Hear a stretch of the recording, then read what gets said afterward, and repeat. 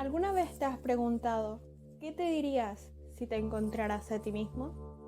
Pero no al tú de hoy, sino el otro, tu yo del pasado. Esta es la temática presente en el cuento El Otro, integrado en el libro de arena, creada por el genio escritor Jorge Luis Borges en el año de 1975. Hola, muy buenas tardes, días o noches. Mi nombre es Paz Burgos y hoy los adentraré al mundo onírico de la Argentina. Antes de comenzar con el análisis del cuento, hablaremos sobre la vida de Borges y el contexto en que se creó este cuento. Según la biografía que Wikipedia nos entrega, Borges fue un escritor de cuentos, ensayista, poeta y traductor argentino, y una figura clave tanto para la literatura de habla hispana como para la literatura universal. Sus dos libros más conocidos son Ficciones y El Aleph, los dos publicados en los años 40. Y estos son recopilaciones de cuentos conectados por temas comunes, que son los sueños, que es muy importante para este video, los laberintos, la filosofía, las bibliotecas, los espejos, autores ficticios y mitología europea. Las obras de Borges también han contribuido ampliamente en la literatura filosófica y en el género fantástico, y marcan, según muchos críticos, el comienzo del movimiento del realismo mágico en la literatura hispanoamericana del siglo XX. El cuento El Otro fue publicado en 1975, pero escrito, como dice en el texto, en 1972, lo que quiere decir que este libro fue escrito en los años 70, que, según la organización independiente AARP, fue una época de música, dictaduras, ciencia, terrorismo y religión. Los acontecimientos más importantes en esta época a nivel mundial fueron el encrudecimiento de la guerra de Vietnam y la crisis económica debido a las alzas del petróleo, además de una serie de dictaduras originadas por toda Latinoamérica. Explicado ya el contexto de producción, pasemos al análisis del cuento. El Otro nos sitúa en el año de 1969, en Cambridge. Nuestro protagonista es el mismo Borges, pero ya avejentado por los años. Este se encuentra recostado en una banca, que luego será un elemento fundamental en este cuento, frente al río Charles. El viejo se encontraba ensimismado en sus pensamientos, pero de repente siente un golpe de impresión. Siente como que si ese momento ya hubiera pasado. Tiene una especie de déjà vu. Es entonces cuando Borges percibe que una persona estaba sentándose a su lado, pero Borges no se para inmediatamente para no parecer incivilizado.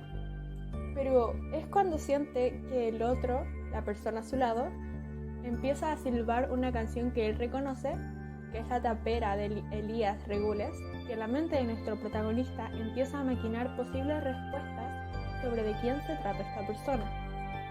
En primer lugar, pensó en Álvaro Melián Lefinor, que fue un escritor que tenía un parentesco con Borges, pero tal como dice el cuento no podía ser él, porque según Borges había fallecido hace unos años atrás. Y luego piensa, la voz no era la de Álvaro, pero quería parecerse a la de Álvaro.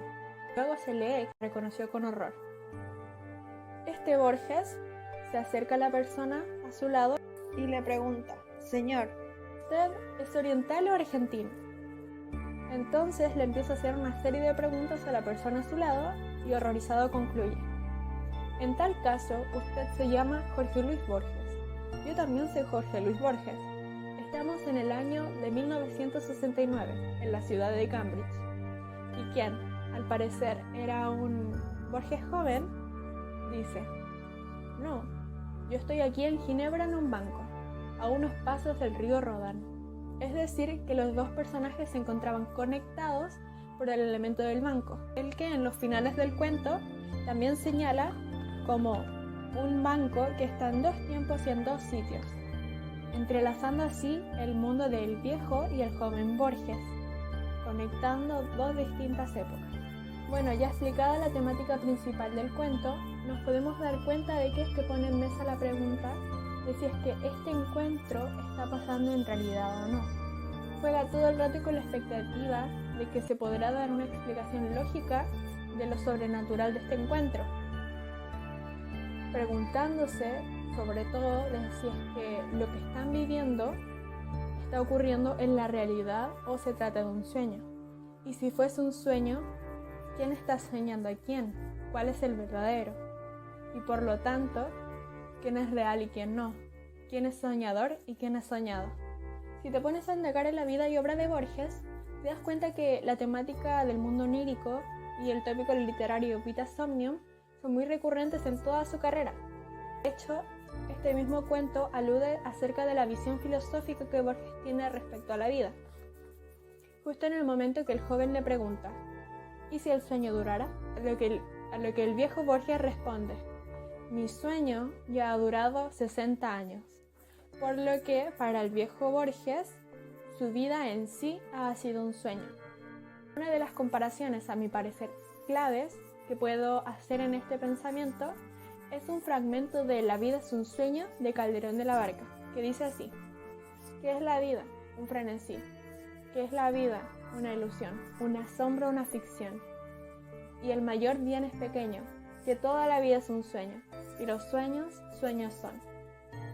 Siguiendo con la trama del cuento, el viejo Borges le comenta al joven los acontecimientos que irán ocurriendo en el paso de los años, y también, mediante cómo lo va explicando, se puede observar también la ideología política que el autor tiene, sus conceptos de historia, de los movimientos sociales que han habido, del arte, de la literatura también sobre todo. También podemos afirmar que en el transcurso del cuento se menciona muchas veces y se alude a Heráclito de Éfeso, que sostenía que un hombre nunca se va a poder bañar 2 veces en un mismo río, ya que ni el hombre ni el río va a ser el mismo.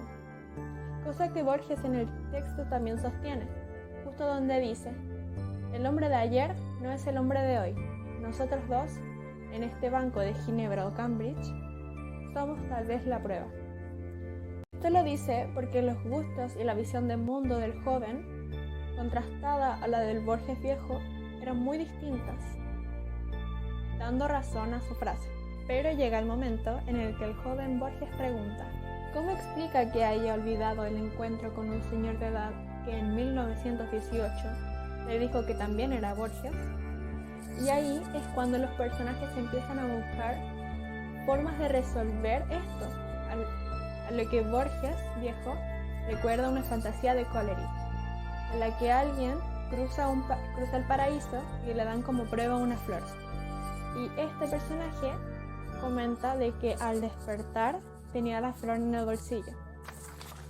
Por esto, a Borges viejo se le ocurre la idea de hacer algo parecido, de tener un artificio análogo.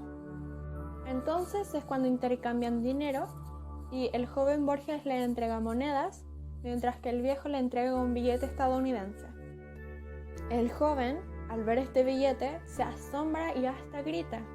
¿Por qué? Porque ve en el billete estadounidense la fecha, que era de 1964. Pero cabe recalcar que entre paréntesis en el texto decía, meses después me dijeron que los billetes de banco no poseían fechas. Pero es curioso porque en realidad los billetes de banco sí que llevan fechas, entonces lo que aludió este autor era falso. Estupefactos, el Borges viejo y el joven inventan diversas excusas para poder irse, pero deciden reencontrarse el siguiente día, porque según el Borges viejo, las cosas sobrenaturales no pueden darse 2 veces, aunque ninguno de los dos asistió. En el cuento, la última resolución que hace el Borges viejo es en la que el joven Borges conversó con él, pero por medio de un sueño. Pero el viejo Borges sí que conversó en vigilia. Él se encontraba en la realidad. Y por esto es que no se ha podido olvidar del hecho, que es lo que recalca al principio del texto. Este cuento también me hace recordar a un sueño de Chen Tzu, que dice, soñó que era una mariposa, y al despertar no sabía si era un hombre que había soñado con una mariposa o una mariposa que soñaba con ser un hombre. Uno de los primeros cuentos que leí de Borges fueron Las ruinas circulares, y recuerdo que me llamó mucho la atención porque en sí tenía la temática del sueño, que me atrae mucho también, y también sobre todo el existencialismo que lo rodea. Pero personalmente me gustó mucho indagar en esta obra porque el Vita Somnium en sí estaba presente y el mundo onírico. La forma en que Borges la trata es muy fascinante para el lector, porque lo atrapa en el campo de lo desconocido de los sueños. Bueno, esto ha sido todo por el análisis del cuento El Otro. Espero que les haya gustado y muchas gracias por ver el video. ¡Chao!